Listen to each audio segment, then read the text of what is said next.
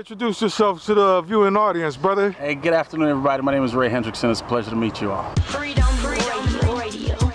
Freedom Radio.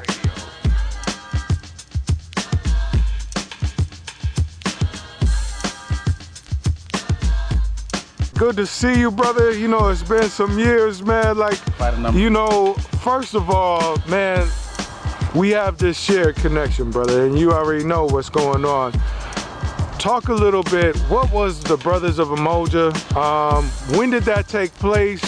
Talk about Virginia Union and the climate that the Brothers of Umoja came into be at Union, and just talk about that experience, brother. Okay, I'll do my best. Let's see, around 1988, 89, I was an attendee at Virginia Union University, historically black university in Richmond, Virginia.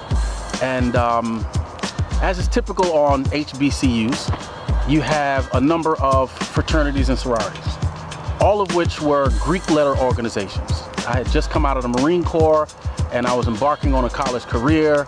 And when I got there, I encountered all of these organizations. And certainly they have their own merit, but I thought there was something lacking. I thought the idea of a Greek fraternity or sorority on an African-oriented campus was a little oxymoronic. But I didn't have any alternatives.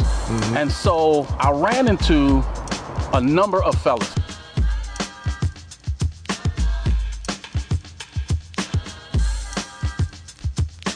How do we develop an alternative for the African American on a campus that is a historically black university, but does not have the option of tapping into an Afrocentric kind of organization?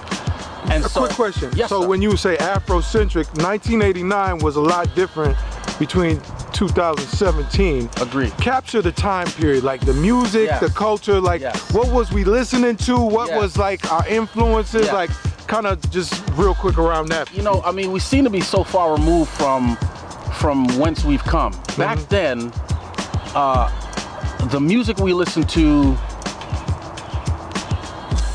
Public Enemy, Fight the Power. Right. Jungle Brothers. Right, yeah. Brand Nubian. Right. Boogie Down Production. Stop the Violence. And so that was the climate, right? We all were attempting to be a little more conscientious about one another. We were looking to grow our awareness about who we were, our self-worth, as it relates to how we were making a footprint in the Americas. And so in that environment, I mean, it was cultivated by the music, which is very important. I wish I had time to talk about that. What about some of the speakers, some of the influences around the elders, or those like Kwame Ture, Stokely Carmichael, Steve Coakley? I mean, you know, like, brother. We had a lot of that. There was a lot of black consciousness being touted, being talked about. It was in the air. There was a constant voice. There was someone always talking about, you know, who we were, what we contributed to global history, and the impact that we've made, and how we've impacted business and music and history and fashion, but we weren't getting the credit for it. And so, that was a pretty interesting climate back then. So when I finally got to school, I was fresh out of the Marine Corps. Fight the Power was my favorite song. And groups like Public Enemy were always there, pushing the envelope, forcing us to remember who we were and to whom we belong. And here I am on the center of an African-oriented campus, and all I had was Greek letter sororities and fraternities to choose from, and it just wasn't an option for me.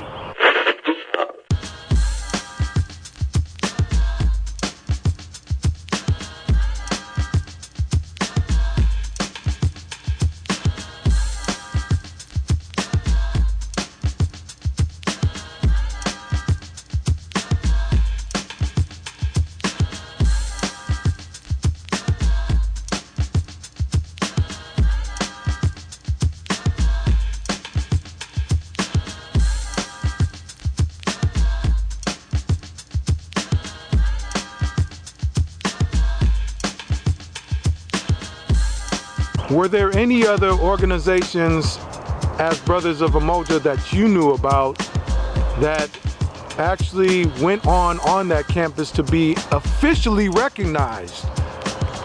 Good question.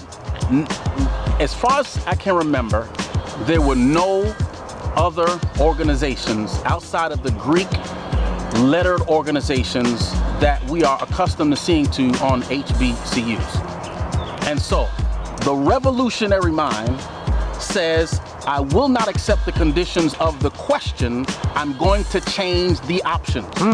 And so we decided, if it's going to be, it's got to be up to me. Right. And so my good friend Ralph and I, along with some other brothers, we decided to embark on a mission to at least offer one alternative to the Greek letter fraternities and sororities. And by the way, at that point in time, Kwanzaa was huge. Yeah. It was growing in popularity, and it was 7 principles, and you guys are probably familiar with them.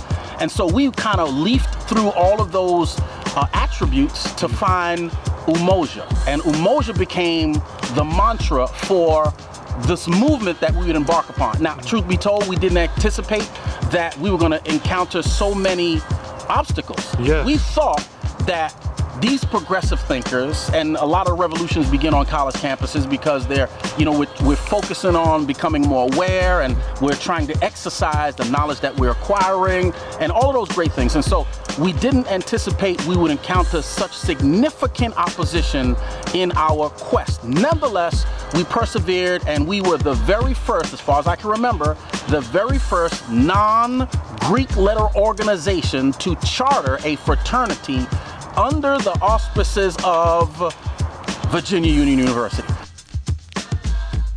Okay, and we did have a constitution that we developed in a room that we called the Black House, correct? That is correct. Okay. So we weren't playing games. I mean, you're talking about the same way the founding fathers started the United States in the back room of somebody's barn or something like that. Yeah. We did the same thing. We got together, we laid out our plan, we had a constitution, we had rules, regulations, we had a parliamentarian, we had a president, we had all of the officers that needed to be in place for this movement to be officially recognized, and that was the only reason why we were officially chartered. And so we got all those things done. And let me ask you this.